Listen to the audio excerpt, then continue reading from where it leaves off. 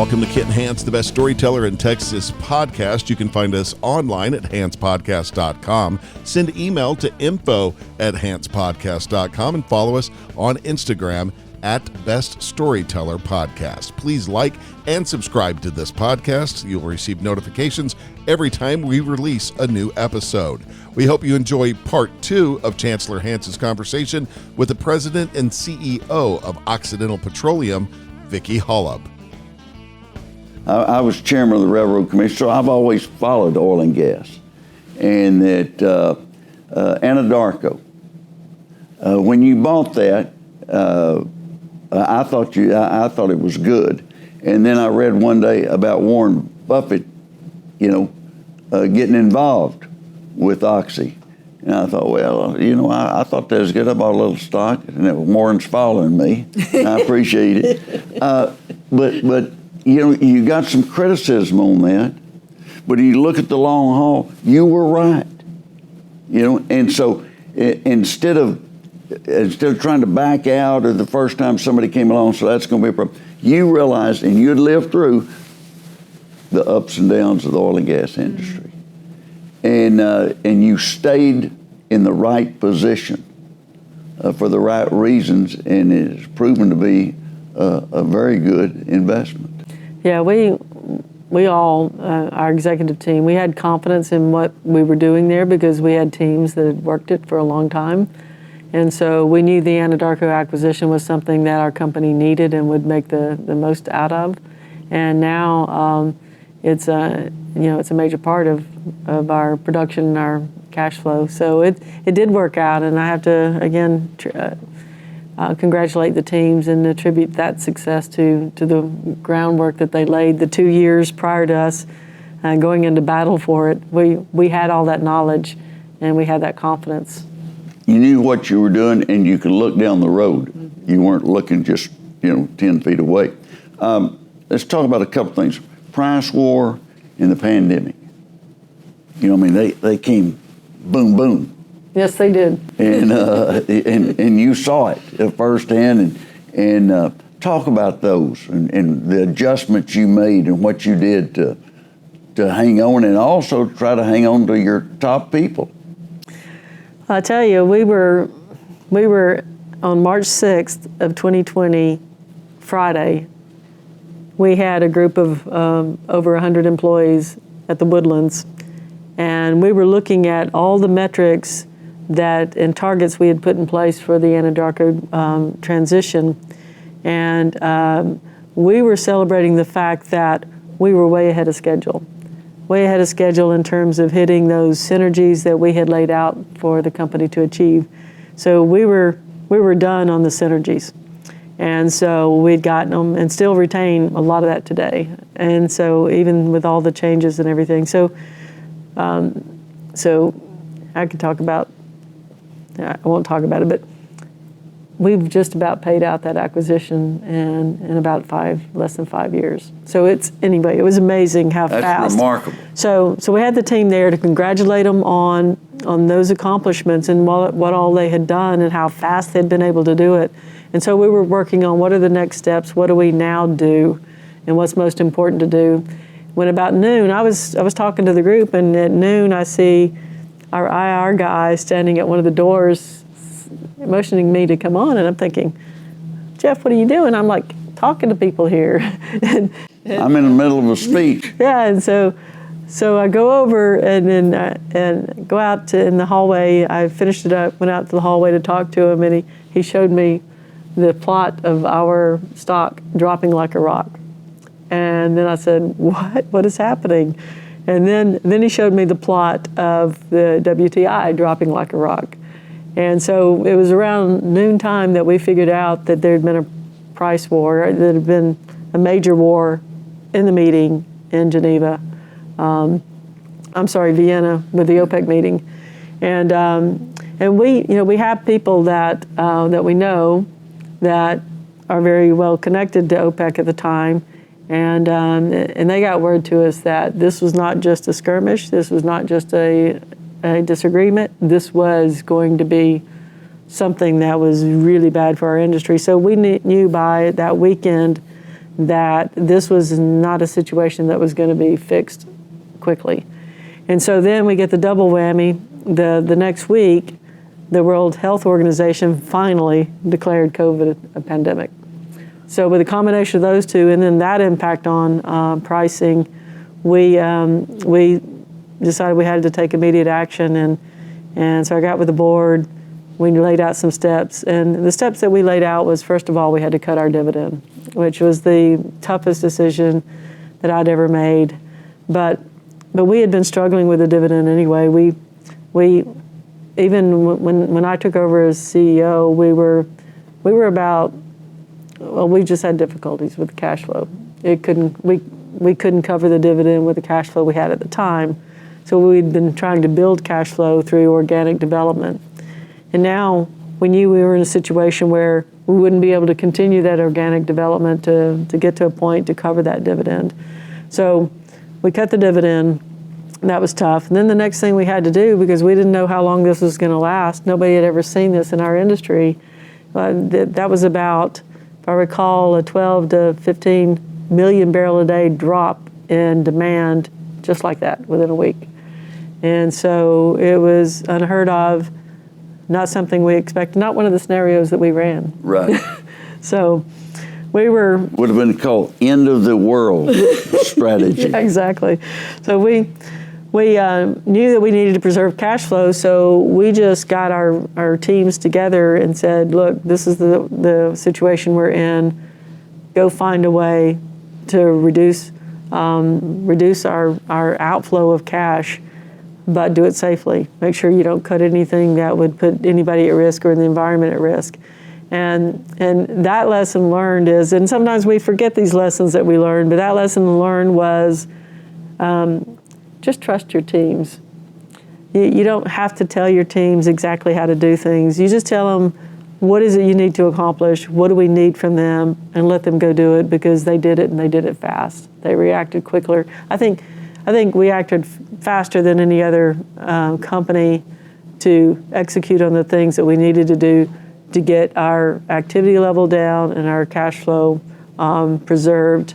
And so it ended up that we averaged $39.50 WTI for that year. So it ended up our $40 scenario would have worked, but we didn't know that at the time. And so it was a scary time. And so we cut activity, and the teams did an amazing job. And I'm forever grateful to our employees for what they did. I wouldn't be here. I wouldn't be sitting here today had our employees not reacted as quickly as they did. And then things were going well for us until somehow, which is a story I have to tell much later down the road, somehow Icahn got onto our board. That's when the people issues were more concerning for me, because we were not going to lay off. And how can you, as a corporation, lay off people when you know there's no job for them to go to? We've had to do it in the past in our industry, and it's been the worst thing I ever do. We lay off people the worst possible time, when times are rough and they can't get jobs. Right. And the corporations need to plan their business and activities around ensuring that when your employees are there when you need them most, you got to be there when your employees need you the most too. And so that's what we try to do here. We've tried to design our business to be able to do that. But at the time, with Icahn on the board, there were a couple of things that happened. You have three people on the board? People. And, for the first time, you're in a situation that not only you got to be looking out for the enemy, but you got to be looking behind you. Yeah, well, there may be somebody on your team that's really not on your team. Yeah, the enemy was right there in the boardroom with us, right, for sure. And they were, in the way that his Icahn operates, was to try to divide the board, was to find the sort of weaknesses of or areas where board members could be influenced, and figure them out and then try to influence in that way. And so, I didn't know all the time what was happening and how those dynamics were going. But I do have people on my team that I knew I could trust through whatever scenario happened. and it was helpful to have people like that, and they were a big part of us making it through. Is just because at the time, as you said, in a time of crisis, you've got to know who you can depend on, and you have to know how they're going to react, and know how to manage so that we don't stress people too much. And so we started these quarterly calls with our entire organization at the time to try to settle people down and try to make sure people were aware of what was going on. And that's where I found out that sometimes my desire to share information doesn't settle people. It sometimes can cause stress. Yeah, it's like one time I was trying to explain what bankruptcy is to make sure our employees realized they would survive. Some of us wouldn't, but they would survive. That was stressful to them because then they thought that I must think there's a chance it's going to happen any day. Yeah, and I was trying to say, no, it's not going to happen to us. But if in the case if it did, you're going to be fine. The organization will be fine. That's amazing. I mean, you had a good group, your inner core group, through some tough times, yep. And you've stayed on target. And I think that's one of the great things that I think you're one of the best CEOs around in any industry, because you don't jump from one little spotlight to the next spotlight. You have a game plan, and y'all look at where's it going to be in 3 years, where's it going to be in 6 years. Yeah, and I think the big thing about Oxy now versus prior CEOs and versus some other companies is we do have a strong leadership team, and I know that that I can't lead this company alone, and I have to have a team that's working with me to do this, and the team that we have was incredibly strong throughout the entire crisis, and was there, and we met. That's when we started our every Tuesday meeting, or it used to be every Monday, but we started our weekly staff meetings during the crisis, and we've continued them through today, and we still have them today. But it became even more evident how strong and committed and passionate the team is to be successful during that time of crisis. And crises can do one of two things. They can either make you closer or they can break you up.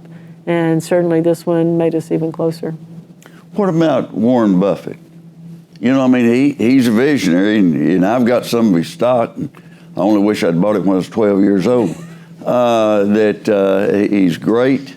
He's a visionary in so many industries, and that he's bet on you big time, bet on Oxy. And what's the relationship there? Do you talk to him very often, or? Yeah, I do. I go up and visit him after every earnings call just to see if he has questions, just like we try to visit with all of our major shareholders. And the meetings with Warren Buffett are always good because early on he really didn't ask too many questions about the company. He reads everything, is so well informed and incredibly intuitive. And so he knew everything about the company. He keeps up with it. He retains it. And so we went from talking about all sorts of things and macro and things like that and stories and to where he's now. He loves to hear about the technology and is very interested in that. So he's been, but for me, the conversations for me have been educational because I get to learn how he kind of thinks about things, and it's helpful for me to know the things that he's learned over time that he's been able to share, and it's a great relationship. He does love the what the company is doing in terms of operational performance and technical excellence. I think he's proud of our team, and still again supports it. So he's been a great shareholder because he can be open and transparent. We have some other larger shareholders that can do the same with us, and that's what we really appreciate is those that have enough confidence in us and trust in us that they can tell us what they think and that we're going to take that information but make the right decisions, and where if there's ever any disconnect, to make sure that we help people to understand what we're doing. And so it's been, for not just myself but for their company, a great relationship. I think you learn a lot from him just by the questions he asks. Oh yes, you know, write those questions down. I want to think about that. Yeah. Let's talk a little about another issue that's a huge issue and is unrealistic times, and that's the global warming, the climate change. I know one of our members of Congress said everybody be dead by 2030, and I'm not betting on that one. You know, I got a letter from her. She wanted me to give some money. So we're all going to be dead by 2030. Why should I contribute to you? And with what's happening, Oxy's been out front on trying to decrease or even go below zero on emissions. Talk about that. I mean, y'all have been a leader in that regard. I would say, first of all, I do believe the climate is changing, and I do know that there have been cycles over time where there's been periods where the earth was warmer, periods where it was colder. So there are natural cycles that occur, but I don't believe it's right for our world to continue to put CO2 in the atmosphere without doing something about it. I think that it does have an impact, and I think that people that think it don't or just don't like the term climate change, I think that they're not being realistic about how things can impact, even small changes can impact an ecosystem. And so I feel confident that our view that CO2 emissions needs to be reduced significantly, and that we also, since we cannot shut off CO2 emissions around the world today, there's no way to shut them off, there's no way to even reduce them significantly in the near term. So we believe that our direct air capture facility is very important to help mitigate some of the changes that are being caused by the CO2 in the atmosphere. And I believe that to be real. The other thing, though, is that's the truth, and we're very transparent about this, is we started about 16 years ago trying to figure out how do we develop the incremental resources that we have in the conventional reservoirs in the Permian. We've been working our CO2 enhanced oil recovery reservoirs in the Permian for 50 years. And we've been able in some reservoirs to get up to about 75% of the oil in the ground. When a lot of conventional reservoirs, you're leaving more than 50% of the oil in the ground. Right. And so CO2 is helpful to do that. But what we realized about 16 years ago is that there's not enough organic CO2 in naturally occurring reservoirs underground to continue the development of our conventional reservoirs. And so we're short enough on CO2 that we've got 2 billion barrels of resources that we're going to need that CO2 to develop. So we've always had a business case to do this. We've had a business case to find more CO2.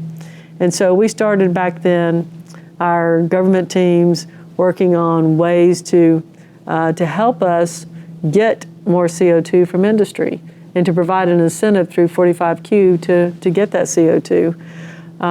So we worked it really hard, and we had people out knocking on doors to say, hey, Mr. Cement Company CEO, how about we work this deal where we come and we take your CO2, we have a use for it, and I'm sure you don't want to put it in the atmosphere.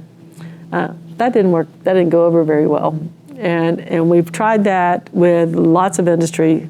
We've tried it with steel, we've tried it with cement, we've tried it with ethanol plants, we've tried it with power plants. And we do not today have one molecule of CO2 coming from those sources. Now we do have some coming from an oil and gas field through Century Plant and we're using that, but that's the only anthropogenic CO2 that we have going into our reservoirs.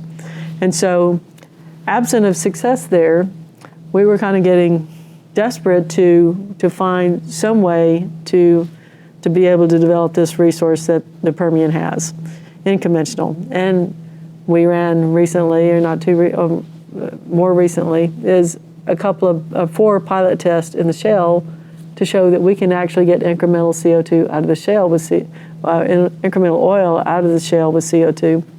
And so our teams in a few years ago in 2017 or 18 ran into a company called Carbon Engineering that actually could extract CO2 out of the atmosphere. So we thought, wow, this is kind of the holy grail for us, to be able to get CO2 out of the atmosphere to use to develop these incremental oil resources and develop them in a way that not only provides value for our shareholders, but also reduces the amount of CO2 in the atmosphere. What could be better than that? Checks every box, except that we find it's a bit expensive, because while every part of the direct air capture facility is in use in some other industrial process, it had never been put together in the way that Carbon Engineering designed it to extract that CO2. So now that's what we're doing. Now we're in the process of, and we bought Carbon Engineering because these are guys that not only came up with this technology and had the IP for it, but are also coming up with ways to innovate it and make it better. And so we bought Carbon Engineering to try to accelerate that innovation so that we can be the company that is doing and has developed a strategy that checks all those boxes. And to me, this is what oil companies need to do. We need to figure out how to get more oil out of existing reservoirs. We need to make sure that we're doing it in a way that helps the environment instead of hurts the environment. And so I don't know of any other way to do it than the way we're doing it, to check all those boxes. And so I'm pretty excited about where we are and think that this is where the future of the industry has to go ultimately. So we're working this technology and hope that what we'll be able to do with this innovation that's coming is get it down to a cost that will make it possible to do it everywhere around the world. You've been a leader in that regard. Oxy's been out front. Some people overestimate, in my opinion, the change that's happening in the weather. Some ignore it, And I think you're right. You're anticipating what may be coming up, and that to be prepared for it. And I commend you on that. I think it's very good. But even if the reality is, even if somebody were to come up and say, hey, what we're finding is that it's okay for this CO2 to be in the atmosphere, and it's okay to continue to put CO2 in the atmosphere. The reality is, I still don't think industry's going to let us get their CO2. So, and that would make it even less likely that we would get CO2 from industry. So at that point, then direct air capture still needs to work for our business case. And I understand that. But you have tried the other industries. We did. And they're all like, yeah, well, we'll call you back when we get ready for that. And they don't call back or whatever. Right. But you still are saying, look, we want to be as clean as possible on what we're doing. Exactly. And I think that's big for the future. Vicki, this has been a great interview. You're always fun to interview and fun to talk with. And last year, I interviewed you in New Mexico, and I asked you one question. A&M had beaten Alabama that year, and I said, is it true that all the Alabama, that all the Texas A&M people who work for Oxy got fired that next week? And you said, not all of them. But you have a great sense of humor. It's easy to understand why you're a leader with the people that you work with, because you think they're more important than you are. They are. And they may be, they may not be, but they feel that you feel that way, and you're to be commended. And I appreciate you visiting with us. Thank you very much. Appreciate it.